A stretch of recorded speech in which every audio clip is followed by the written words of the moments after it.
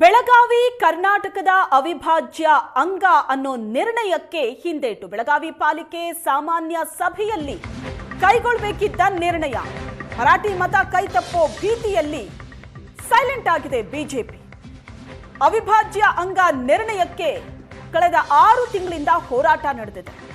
ಬೆಳಗಾವಿಯಲ್ಲಿ ಎಲ್ಲ ಕನ್ನಡ ಸಂಘಟನೆ ಮುಖಂಡರಿಂದಲೂ ಕೂಡ ಒತ್ತಾಯ ಇದೆ.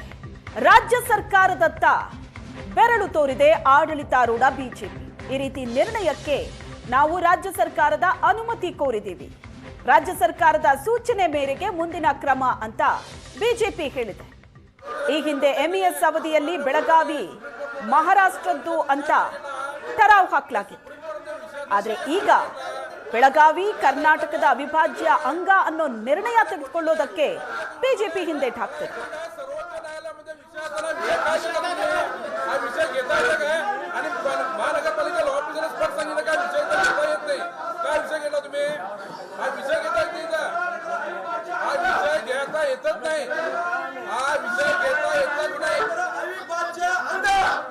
ಇದು ಸುಪ್ರೀಂ ಕೋರ್ಟ್ ಎಲ್ಲೇದು ಅದು ಏನು ನಿರ್ಣಯ ತಗೋಬರ್ತೈತಿ ಅದಕ್ಕೆ ನಾವೆಲ್ಲ ಬದ್ಧತೆವು.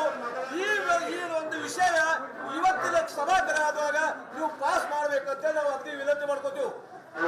ದಯಮಾಡಿ ನೀವು ಸರ್ಕಾರ ಕಳಿಸಿದೆವು, ಅದು ಬರಬೇಕು ಅಂದ್ರೆ ನಾವು ಕೇಳಾಗಿಲ್ಲ. ಅದು ಯಾವಾಗ ಬರ್ತದೆ ನಾವು ಬರಲಿ.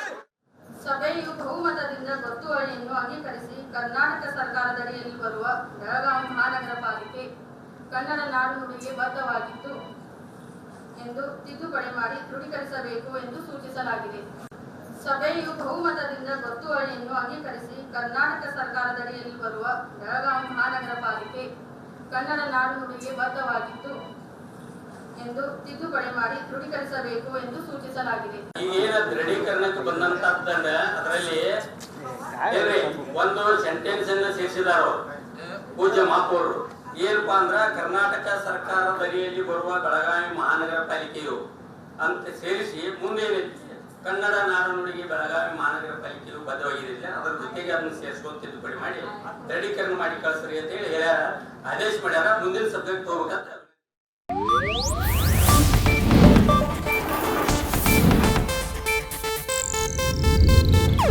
ಇದು ಏಷ್ಯಾನೆಟ್ ನ್ಯೂಸ್ ನೆಟ್ವರ್ಕ್ ಪ್ರಸ್ತುತಿ.